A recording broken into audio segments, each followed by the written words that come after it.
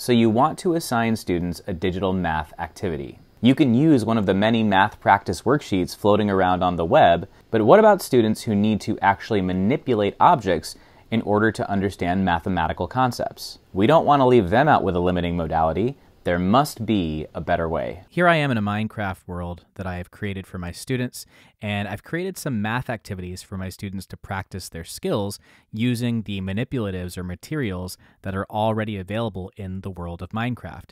And don't worry if you're not a Minecraft pro yourself, students will be able to do this with just a basic knowledge of the Minecraft gameplay. But in this case, I've done something really simple. There are signs that can be laid down in this world that actually show math problems. In this case, this one says, there were 15 kids in the house, 9 were playing video games upstairs, how many were in the kitchen having snacks? This student made a model where they show 9 kids on the top floor and 6 on the bottom, and they even justified their answer by putting a sign on the structure they made. This is a very constructivist math problem because it's a prompt that allows for many different types of answers. Show me 2 different ways you can make 12.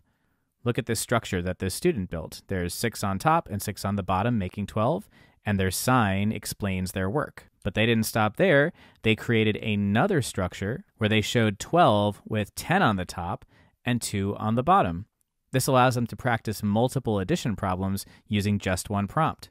You don't even need to go into the Minecraft game yourself to build these worlds. You could give students prompts on a worksheet and allow those who know how to play to go into the game and use the game mechanics to build mathematical models.